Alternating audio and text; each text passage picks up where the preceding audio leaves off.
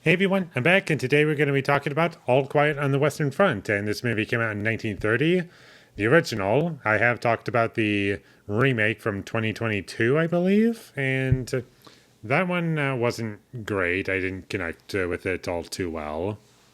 And this movie was the third movie to win Best Picture at the Oscars, and I am curious to check out every movie that won Best Picture at the Oscars, and overall, I did enjoy the movie as a whole. There were parts that I liked, especially the first half. I think it started off really strong, just establishing that yes, we can manipulate these kids just by saying yes, we should go to war, defend your country, and that's a good thing. And just getting these kids into this situation in which they have no idea as to what they're getting themselves into.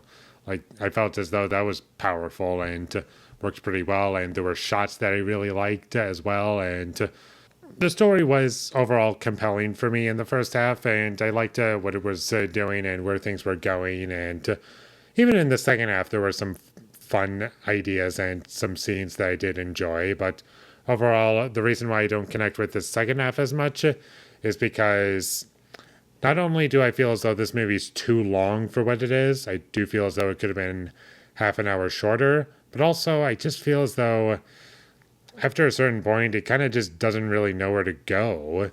And it just has random things going on, and it doesn't really feel as though I'm following a story. It just feels like random events going on, and I just have no idea where I'm supposed to be thinking, okay, are we going to end up here, or is this going to be the end? Where's the end? And when it does end, it kind of just feels abrupt and just out of nowhere in a way that I felt as though was kind of unsatisfying.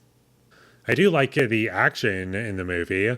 Like, I do feel as though it was well handled, and also it wasn't afraid to get violent, especially for a 30s movie. Like, I do feel as though this is a pretty violent movie, especially for the time.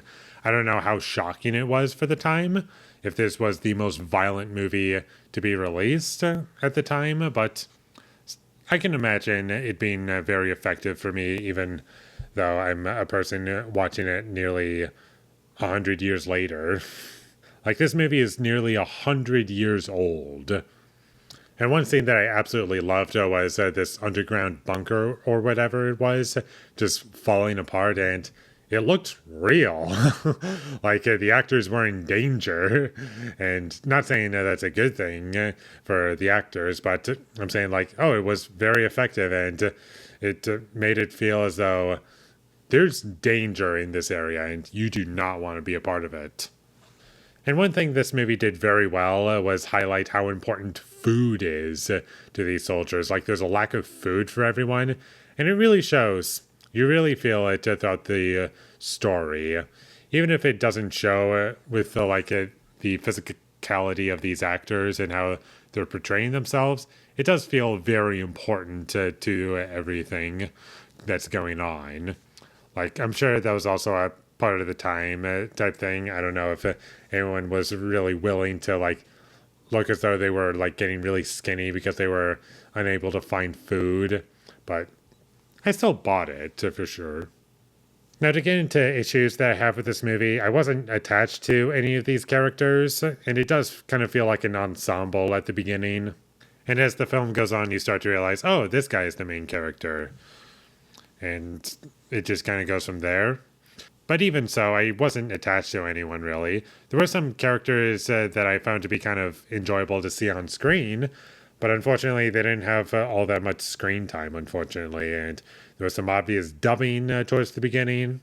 I don't know how common it was back then for you to dub things, but I definitely noticed it.